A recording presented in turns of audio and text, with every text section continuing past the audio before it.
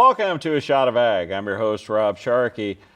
Farming, it's a lifestyle that I love, and I wouldn't love it as much without my wonderful wife. Farm couples, either love them or hate them, I don't know. But we're going to talk to two today that have definitely found the love part of it.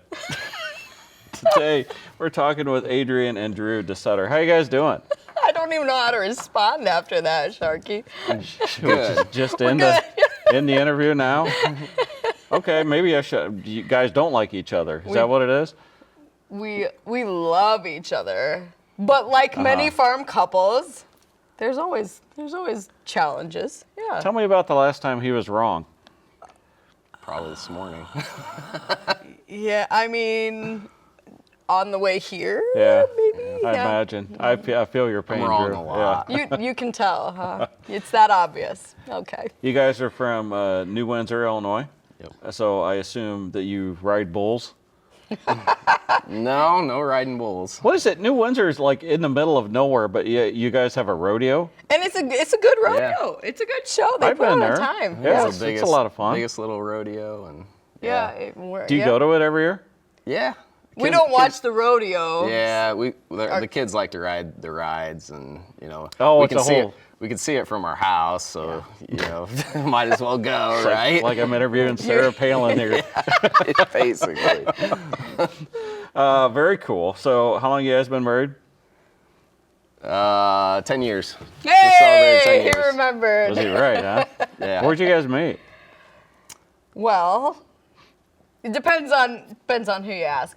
We probably met the first time like where we actually talked and remembered each other at a friend's engagement party. Oh, okay. Yeah. Now- But I was dating someone, and then we started flirting, and so I had to leave the party early because I was like, probably better not talk to that guy right now. I Oh. gotta get out of here. Yeah. And then flash forward a couple years, here we are. I feel like we've missed some things in that story, but So I think the first time we met, I was living with a couple guys after college in a kind of a bachelor pad, and we actually had harvest we were in the middle of harvest, and it was like a Saturday, and one of the guys had gone to school with Adrian, and he said, "Hey, we're gonna go out tonight. You wanna go?" And I'm like, "No, I gotta get up early in the morning. I'm not gonna go." And he's like, "Well, Adrian's going, and she's single. If you're interested." I'm like, "All right, well, I'll go. Give it a try. I'll go." Whatever. He rushed up then. He was like, okay, I'm in. and how many kids? 4. 4 kids. What are the ages? 2, 4, 7, and 8. Ooh. Wow. Yes, we know how children are created. We've been Obviously. asked that a time or two. But That was not in question. Okay, so Drew, you grew up on a farm, right? Yep. And you are what, 4th generation? 4th generation, Yeah. yep. Adrian, you did not? no. Okay, so you're meeting this guy, you're falling in love, you're thinking about a life with him, and he's a farmer. Were you okay with that? Well, it's interesting because I was kind of one of those. I grew up in the country, so I'm from Cambridge originally. Oh my, I'm sorry. Yeah, right? We hadn't talked about that I've yet. probably been speaking too fast. Well, to add to it, I grew up in the country, Yeah. surrounded by fields. But to be fair, until I was 18, I could not have told you what was growing in those fields. Like, that is how far removed I was from agriculture. I mean, honest. At least that's honest, right? It's honest. You can't ever say that we're not honest people, that's for sure. But it's also a little embarrassing. Yeah. Yeah. I mean, did you know because so many times we've talked to farm couples where it's generally the wife is married onto the farm, and then she's like, my gosh, my husband is never here. I was just going to say those exact words, yeah. No, I mean, to be fair, when we first started dating, it was harvest. And so I'm like sitting by my phone waiting for the text messages to come in from him. You know, when you're first dating, you're all excited and they just never came. And so that was a really good introduction to the fact that life was going to be a little different than what I anticipated. Yeah. Yeah. Was this before auto steer?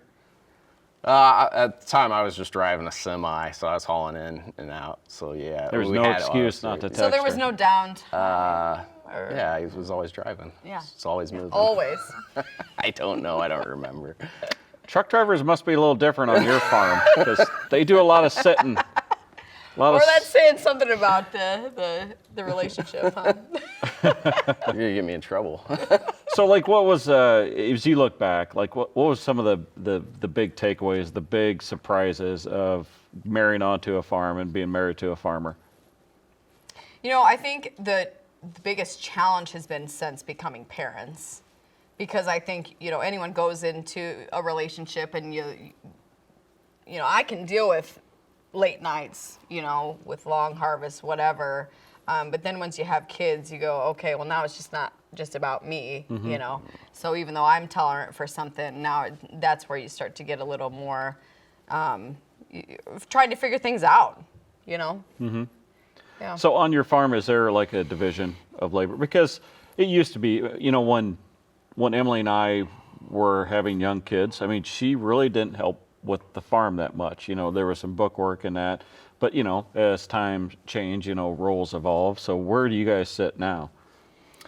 Well, on our farm, it's my dad, my uncle, and a cousin, and me, and we pretty much do all the work. And we all have different roles and responsibilities. My dad does kind of most of the book work, and I take care of the planning, and my cousin does the spraying and the combine. Rick runs the combine. So that's kind of how the division of labor works on our farm.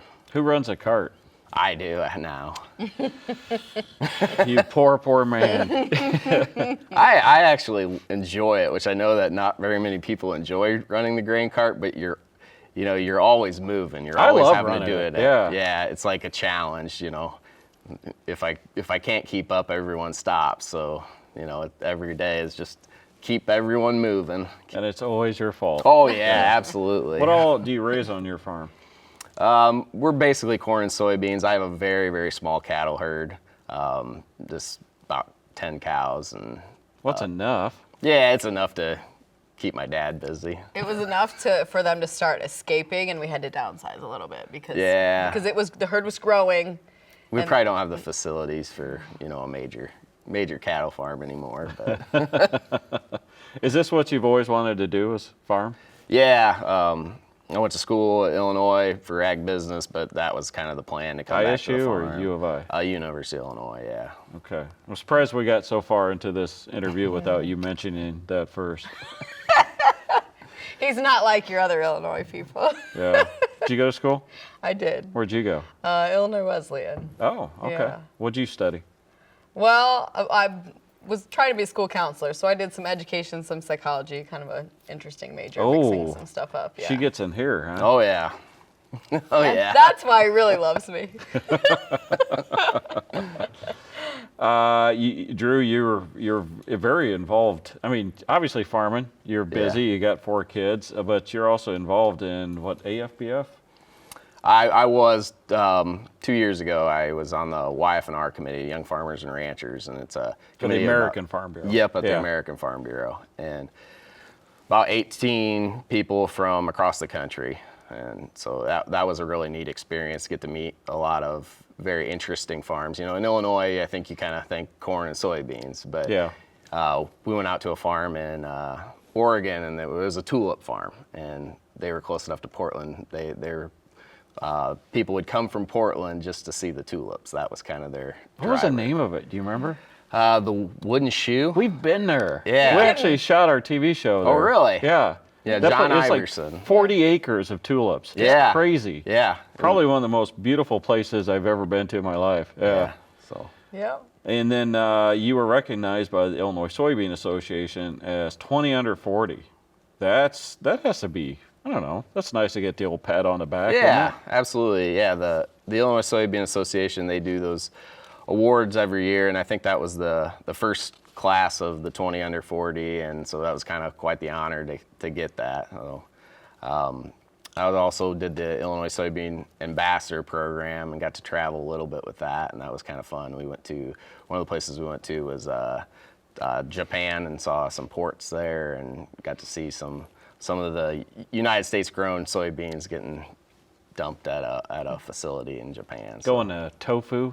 or whatever they make Yeah, out of it. Probably. and I think we had some of that when we were out there. It was probably not something that I would prefer on a daily basis, but Is what it is, I Yeah. guess. Yeah. So, Adrian, you, I guess, with your background in education, you're not afraid to talk about mental health, which in farming we don't do. We like do to take now, we like darn to it. take our feelings and we put them in a little ball and we push them down deep inside until one day we explode. I've noticed that. Yeah. I've noticed that. Yeah. Yeah. I guess I'm not coming from an agriculture background. When I stepped away from working as a school counselor, I was trying to kind of figure out where do I fit in on our farm other than just mom, and parts runner and whatever else.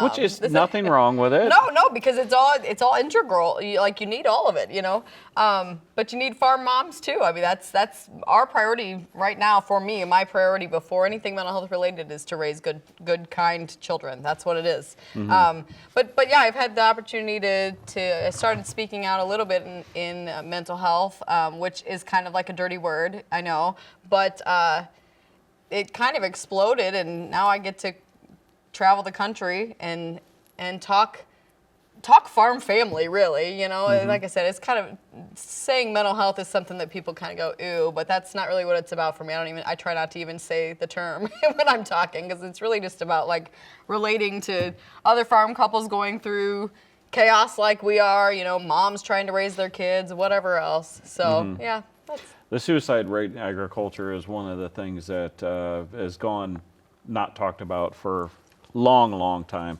It really is a crisis. So you say you go and you talk. I mean, who are you getting to listen to you about this? When I first started doing this back in 2019 or so, I kind of had two goals. And one of the goals was those people that were struggling with mental health conditions like depression or anxiety, or people who were in those super dark times that maybe suicide or just not living fulfilling lives were, when they were experiencing thoughts like that. So that was kind of one of the goals, especially men, because when we're looking at farm suicide rates, we're looking at men. Not that women aren't obviously very involved, but that's what the rates are about, is about men. And so that was kind of the main goal, but the secondary goal was really just, again, like people like us, like the suicide rate is a problem, but it's also a problem that we are constantly feeling like we have to juggle all the things all the time, and that we have to take our feelings and crumple them up and explode and things like that. So the goal was really to just reach everybody and kind of figure out how can we make a difference in agriculture as a whole. Yeah. Are you finding people that listen? It's wild, honestly, the response that this has gotten. Every time I do a presentation or write an article or I'm on a podcast or whatever, I never imagined the amount of feedback that I would get that are people that, again, are dealing with major lows or can relate because of a neighbor or a family member or seeking advice or whatever. But again, a lot of it is just like the response is people that say, oh my gosh, you get it. And that's the cool thing, is that like in agriculture, we're all struggling with something. There's something going on with everybody. And the fact that we live such unique lives, you kind of feel isolated in that. And it's nice for people to be able to say like, oh yeah, someone gets it. Somebody else is in these shoes too. Yeah. Well, I'm glad to hear that, because, we were talking before the show, like, people like Leslie Kelly or Kim Keller that started talking about this, maybe 3-4 years before you. Yep. It was, they met like a brick wall, and they just kept chipping away until all of a sudden we could say mental health and agriculture. Because I remember the first podcast I did about it, the emails. Why are you talking about this? Why are you making agriculture look bad? People just, suck it up, buttercup, and that was it. Yeah. And we weren't going to talk about stupid feelings. Yeah. There's definitely still a lot of stigma and a lot of work to be done. Don't get me wrong, it's not well received, everywhere. we've made a lot of progress. But we made progress because of people like Leslie, honestly, that started that chipping away. And I think when I got into it was in 2019 when there was a lot of hard stuff going on, and then 2020 came, and that hard stuff kind of multiplied. So, Yeah. so it was a time where at least organizations were starting to say, like, we're looking at these rates now. We're looking at these depression rates, and the worst rate of all to me is that farm youth are exhibiting the same amount of depression symptoms as farmers are. You know, the farm kids. And so Are they? They are. Yeah. Why do you think? Why is that? Well, genetics, number one. When you got conditions, a lot of that is genetic, but also just you're talking about living a lifestyle that's a ridiculously hard, stressful lifestyle. Agriculture is it's stress. So yeah, that chronic stress it's sort of contagious. So Drew, when your wife, you're a farmer, right? You grew up. Yep. You grew up with the mindset, the system, right? You know the deal. Yeah. And now your wife is openly talking about mental health and agriculture. Were you okay with that?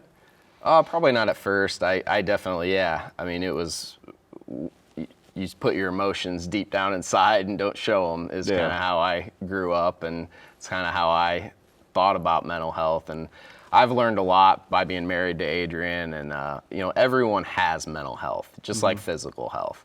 And you know, there's differences in the severity of what you're going through, but you can always improve. And I think that she's helped me along, you know, deal with a lot of the stresses that I have in my job and putting things into perspective. I think part of why farming is stressful is because, you know, as farmers, we like to be in control. That's just kind of who we are. You know, we like to be in control of everything.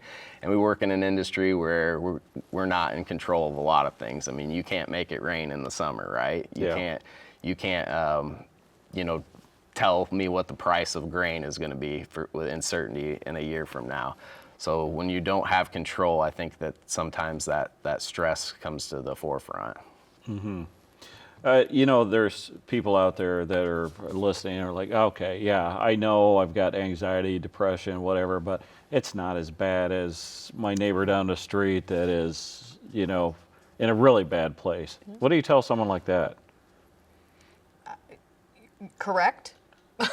Honestly, I mean, like, yeah, you're right that your experience is not going to be as bad as someone else. My experience is not as bad as a lot of people when it comes to my overall mental health.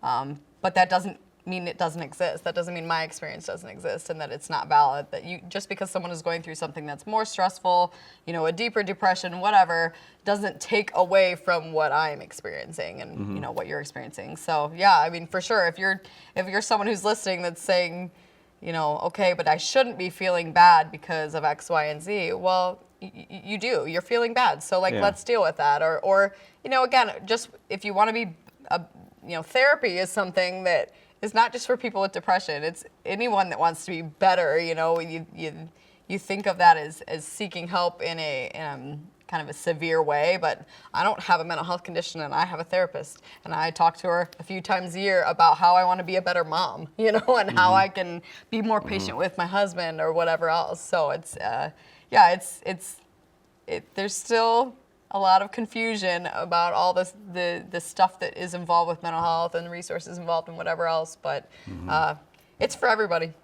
And I think working, you know, on your mental health, even in times where you're not as stressed out, prepares you for times when you are going to go through some stressful situations.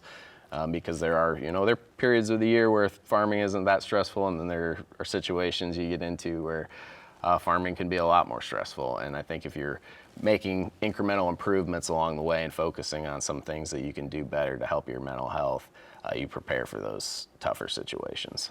Yeah, it always concerns me when I hear people comparing. I like the example of every year, you know, people drown in the ocean. Every year people drown in a 5-gallon bucket of water. Obviously one is a lot worse than the other, but the result is the same. So, what is this? What is this? I mean, it's a backhoe, but Well, we got a lot of kids' toys around the house right now. yeah. And So Emily asked you to like bring something Yeah. of interest or something that represents you. Yeah. And you bring, it's not even a Fisher Price. This is, it's like Cheap. Fisher Price, Cheap. but it's spelled wrong. Fisher Priest or something, yeah. it's dirty, just like all my equipment. It's probably broken places. But, Pieces. you were talking about Adrian not coming from a farm and me being raised on a farm. Right when we started dating towards the beginning, we were, I think we were driving to the Quad Cities or something. We went by a field that was pattern tiled. I looked out and I said, see how much she knows. So I said, you see that farm out there? She's like, yeah. I said, they've got a bad problem. She's like, what do you mean? I said, that's a bad mole problem out there. Moles you rascal. all over the place. And she's like, no. I'm like, yeah. And she's like, And I'm I like, fell right for it. Yeah. I didn't keep up the joke very long, but it was just kind of funny. So I give her grief about that every time we go by any fields that are pattern tiled. She thought that it could be a mole problem. Yeah. That is how far removed from agriculture. But also that this dirty piece of equipment here is also has like multi-functions. And I guess that's kind of representative of us on the farm as a couple, you know. Yeah. How we started off that you know, I've got lots of things that I'm in charge of and that I'm responsible for, and he's got other things that he's responsible for in our family, and together we make it work. Usually. So there might be some young men out there that are watching this, and I might suggest that, as funny as that was, maybe don't do that to your wife. I don't know. It's made a good story, and I don't have any shame, so it's worked out for us.